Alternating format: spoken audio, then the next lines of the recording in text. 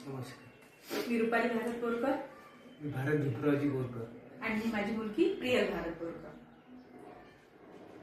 मी आज शिराळा येथे प्राथमिक आरोग्य केंद्रात येथे आले असून अरुणोदय सिकल सेल मोहीमद्वारे मी इथे तपासणीसाठी आलेली आहे.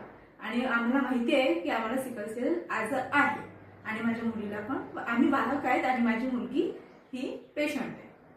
आणि हो, मला आजार आहे मला माहिती आहे आणि मी पूर्णपणे सांगत आहे. कोणी मी लपवण्याची काही गरज नाही आहे आणि आहे आम्हाला आजार. आणि मी सर्वांना सांगते की प्राथमिक आरोग्य केंद्रात येऊन आपण या मोहिमेला हजर राहून उपस्थिती राहून सिकल सेल तपासणी करून घ्यावी. कारण की जे माझ्या मुलीवर, आमच्या घरावर जे होत आहे ना, जो त्रास होतो ना, त्यामुळे मी तुम्हाला सर्वांना सांगू इच्छिते की आपण ह्या आजाराची सिकल सेल तपासणी करून घ्यावी. हा फक्त आजार आहे. आजार असून आपण आपली पिढी चालू देतो. लपून ठेवल्यामुळे आपण आपल्या दुसऱ्या पिढीला देतो आणि हा त्रास आपल्याला, आपल्या मुलांना, आपल्या घरच्यांना होतो. आपण जर काळजी घेतली, यावेळेस सिकल सेल आजाराची तपासणी केली, इथे शिराळा गावात येऊन आपण प्राथमिक आरोग्य केंद्र अरुणोदय मोहीम चालूच आहे. 15 जानेवारी ते 7 फेब्रुवारी पर्यंत ही मोहीम चालू आहे. अरुणोदय सिकल सेल मोहीम इथे प्राथमिक आरोग्य केंद्रात येऊन तुम्ही तपासणी करून घ्यावी. आता मी प्राथमिक आरोग्य केंद्रातली कर्मचारी आहे ना, ते आपल्या घरोघरी येऊन या सिकल सेल आजाराची तपासणी करून घेतात. तर आपण फक्त त्यांना साथ द्यायची, एवढीच मी मनापासून तुम्हाला विनंती करते. आणि मी माझ्याबद्दल तुम्हाला 2 शब्द सांगू इच्छिते. ही माझी मुलगी आहे प्रियल भारत बोरकर.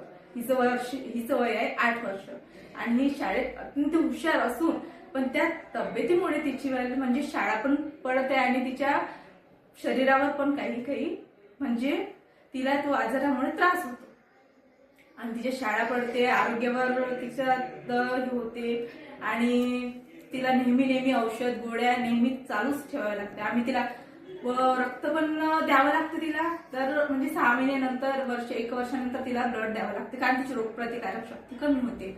आणि या सिकल सेल आजाराची लक्षणं म्हणजे भूक मंदावणे, ताप येणे आणि सगळ्यात जास्त थकवा. आपण जर पाणी जास्त पिलं तरी पण त्यांना थकवा जाणवतो आणि रोगप्रतिकारक शक्ती कमी होते त्यांची. त्यामुळे त्यांना वारंवार ब्लड द्यावं लागतं आणि भूक मंदावते तर त्यांच्या शरीरात ब्लड तयार होत नाही. आणि त्यांच्या उपचारासाठी आपण शासनातर्फे आपल्याला दवाखान्यात मोफत इलाज मिळतो. फॉलिक ऍसिड आणि हायड्रोस्क्युरिया गोळ्या आपल्याला इरविन मधून फ्री मध्ये मिळून जातात. आणि तिथे जाऊन तुम्हाला पाटील सर तुम्हाला सर्व इरविन मध्ये गेल्यानंतर या सिकल सेल बद्दल सर्व माहिती समजून सांगतात. तुम्ही त्यांना पण भेटू शकता. 80 पासून आपण आई वडील म्हणून एकच आपल्याला वाटते ना की आपण आपल्या मुलांना कोणताच त्रास होऊ नये म्हणून. तर सिकल सेल आजाराची आपल्याला सिकल सेल आजार पूर्णपणे जाणून घ्यावा लागतो. असं नाही आहे की सिकल सेल आजार हा संसर्गजन्य आजार आहे की कोणाला हात टच केल्याने हा आजार होतो, त्यांच्यासोबत खाल्ल्याने हा आजार होतो, असं काहीच नाही. आपण आई वडील म्हणून आपण त्यांना देतो असं म्हणा. आपल्यामुळे आपण दुर्लक्षपणामुळे, आपल्या निष्काळजीपणामुळे हा आजार आपल्या मुलांना होतो.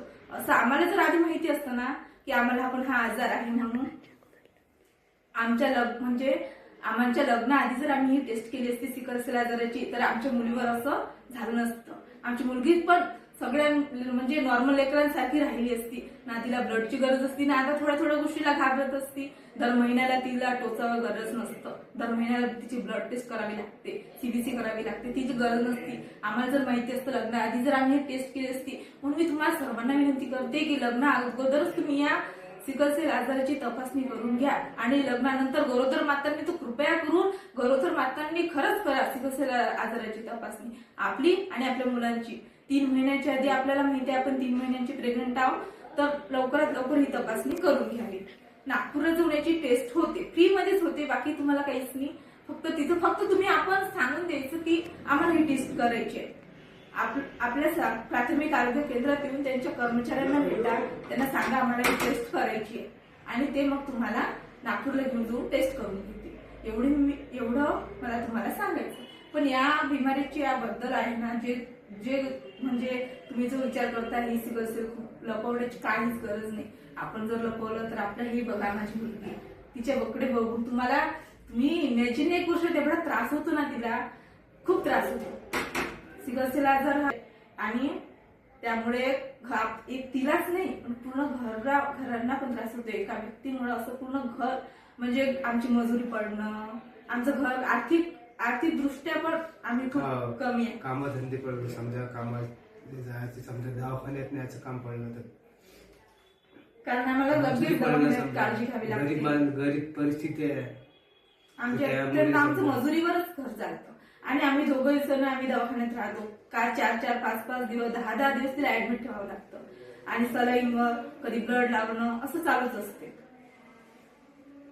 मी एवढे बोलून माझे सर्वात आधी पल्लवी मॅडम यांना मी प्राथमिक आरोग्य केंद्राचे मॅडम आहेत त्या पल्लवीताई इंगोले, या मॅडमची मनापासून आभारी आहे की मला 2 शब्द बोलण्याची इथे संधी दिली.